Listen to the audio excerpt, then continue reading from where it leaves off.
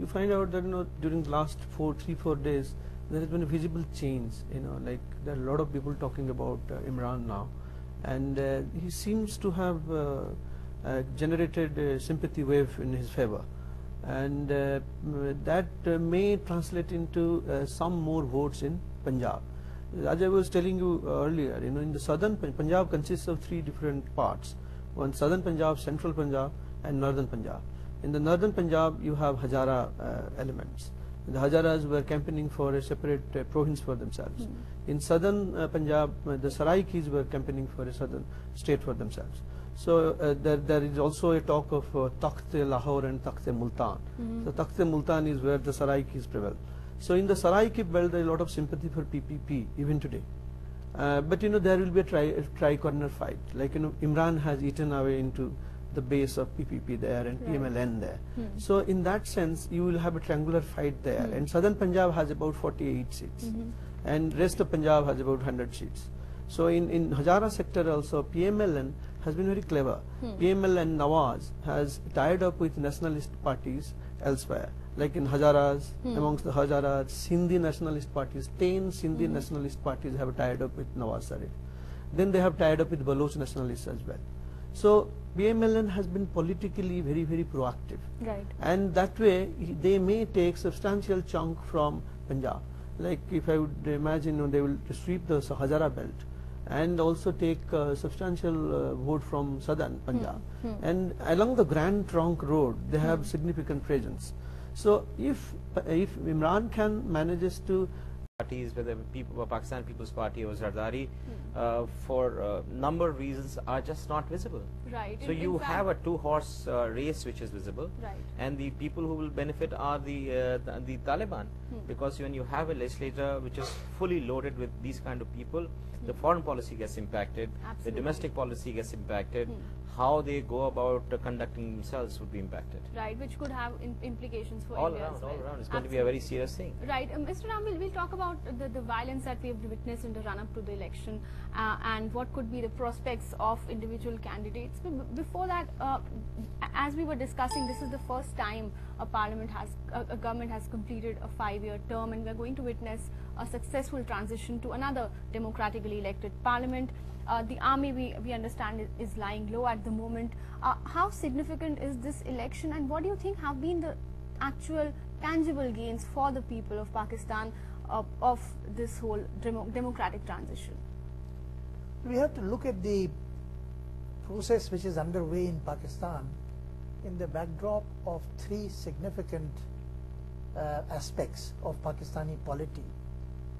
The first is that this is a challenge to Pakistani democracy, and it's a test for Pakistani democracy whether it will survive or not survive. The peaceful and Imran Khan's party, their philosophy, their manifestos are not dramatically different. In fact, the difference is as between people realize that in this election they would be the kingmakers, and there are extremist and radical elements in all 3 major political formations. These are all question marks, and I'm not so sure that Pakistan is going to have a peaceful future, considering that the internal contradictions are so many and they are already come into play.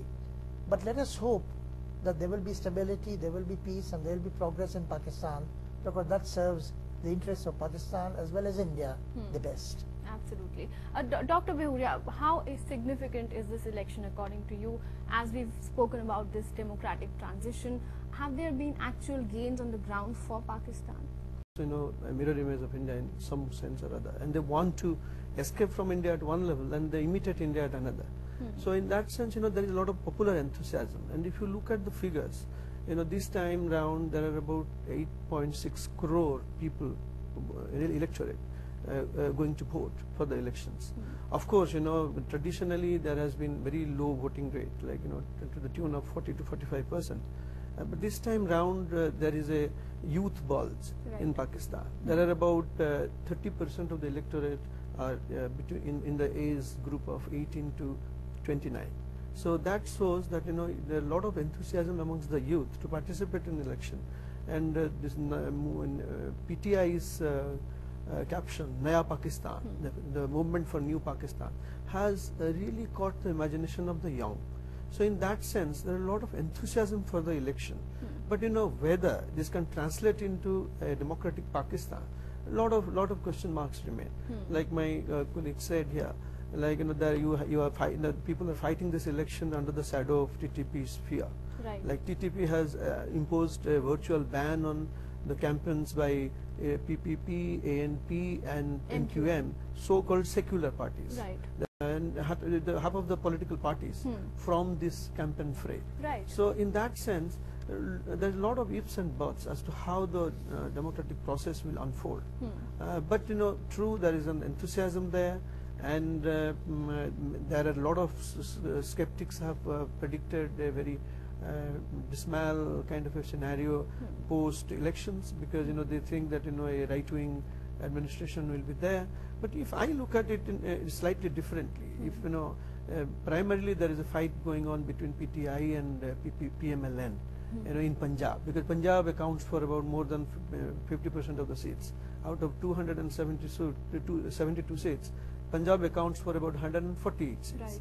So rest of Pakistan account for 124 seats. In that way, Punjab, this election has gathered momentum only in Punjab. In rest of the provinces, there is not that much of enthusiasm visible. So in Punjab, if you look at it, it's principally a tri-corner contest. PPP in southern Punjab and PTI and PMLN in central and northern Punjab. And in central and northern Punjab, it seems PTI and PMLN, they will have a very close fight, but they will share the spoils. So in that sense, if PTI or PMLN come to power, PTI and PMLN, they do have right-wing bias. Welcome back to Insight. We are talking about the upcoming election in Pakistan.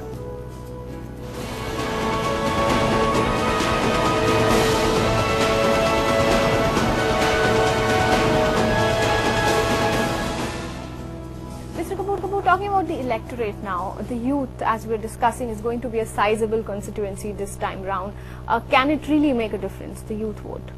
When I was with many of the students out there and the teachers and everybody, I realized that there was a great excitement for Imran Khan, not only because he's a cricketer, but many of the youngsters, like you have in India, were disgusted with the kind of politics that was playing out, the corruption, the rampant corruption, poor quality of governance. Imran at that point of time seemed like Anna Hazare of India. Guy was crusading against corruption, who was, as he rightly pointed out, trying to create a new Pakistan. He also was making interesting noises about criticizing Americans for the drone attacks. That in fact has provided him a great legitimacy and support in certain areas of Pakistan. So the youth seemed so excited about it. In fact, one of the professors told me, youth seemed so excited about it. In fact, one of the professors told me that her children were adamant that she also goes to one of his rallies. It's not that the young were going, but they were also trying to expose their parents into that. So having said that, I think the youth are going to play a very major role. And if Mr. Imran Khan has a decent organization or cadre which can pull out voters, he might be a very an option that Pakistan has not exercised, and especially after his 14. PPP, it's due credit, it has made a strong effort to strengthen democratic structures. There have been a number of pro-women legislatures in that country. There's been devolution of powers to the provinces as well. So there have been a series of institutional reforms there. I think, like very much say, I can compare with India. The Congress government, the UPA government has been trashed for corruption. They've done some good work. Similarly, Mr. Zardari has hung on. He has been able to preserve civilian institutions. Right. He has been able to checkmate time and again. If you see 5 years of his rule, of his the term, you would find that there have been engagement with the army where he actually came out trumps. It's not that he looked smaller in comparison to Kayani, and there's been an attempt to make the army also more accountable. if you read the writings which are, there's been an explosion of media, the great amount of media freedom which is there. People are able to articulate their point of view. They are able to say many things which sometimes are even unimaginable in India. So, you know, all in all, you can say democracy has got strength in the simple fact that democratically elected government, howsoever corrupt, whatever may have happened, has hung on and defied Cassandras about their continuance, about its continuance. So, with due respect, although people have been predicting about how small PPP would get after the election, then nobody is saying how many seats they are going to get in terms of the enlargement, but more in terms of how diminished they would be at the end of it. But it remains, it's an old party, as very eloquently and with great detail has stated about from where it will come and how rural Sindh and even Karachi for that matter has presence and support for PPP. Right. So I think, you know, he has... Welcome back to Insight. As Pakistan heads to the polls on Saturday, we discuss the implications of this election. The youth now, many are also calling it the first youth election in Pakistan because they have a sizable young population now. Which way do you think the youth will vote, and will it be a deciding factor now? So the youth obviously are going to be a major factor in deciding the outcome of the elections. But I'm not so sure that them have already been influenced by the radicals. Many are influenced by the jihadi elements. Let's not forget that every time that a Pakistani leader has made a statement on any significant issue, for example, let's not forget the Musharraf statement in 2004 when he said that the Pakistani soil will not be allowed to be used for terrorist attacks against India. Nawaz Sharif's little later, in a similar vein, his meetings with Mr. Gujral when he was Prime Minister and with Atal Bihari Vajpayee in Lahore, etc., came to naught. Now, all these leaders who are making statements and pious statements on democracy, on relations with India, on sustaining a internal democracy and freedom and economic development, I think I would take it with a pinch of salt. These are all... And it shapes perception about a certain country. So social media may be very good for what's happening in Pakistan, but it doesn't really go down. The people, the big youth bulge you're talking about, I don't think they're tweeting or they are really on Facebook. Okay. And as many Pew surveys have found out, they probably repose more faith in Islamist party than any secular or a left of the center party. Especially in a time of crisis, you have more people, especially the young, supporting them, supporting these. That they would seize anything. And I must give a lot of credit to the Pakistani intelligentsia, the media, the civil society, which has truly, the limited opportunities it has got, has grasped them with the sincerity and with the commitment which even some of us in India don't appreciate, I think. But it is a remarkable tribute to the Pakistani civil society that one voice in the wilderness is able to stand up and say that, look, I mean, this is against the canons of democracy. So that is the kind of civil society that probably is now being attacked. And the more the onslaught on the civil society, the greater the onslaught and the ferocity with which it is done, the greater will be the danger to Pakistani democracy. And I think so we'll have to watch the civil society, the saner elements in the Pakistani polity, and see to what extent they are able to maintain the balance in the polity, which unfortunately is not evident anywhere to us. Dr. Behuria? I would agree to a certain extent that there are a lot of problems in Pakistan today.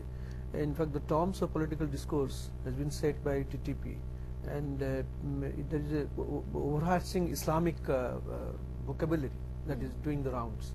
But to be fair to Pakistan and Pakistanis, you couldn't have imagined it would have gone otherwise, because the way from the day it was created till today, the Islamist impulse is haunting Pakistan, and it has reached a stage where they cannot forsake Islam. In fact, when the army chief wants to fight out TTP, he uses Islamist verbiage.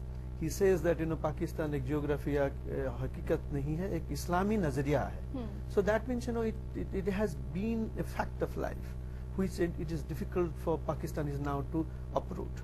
Now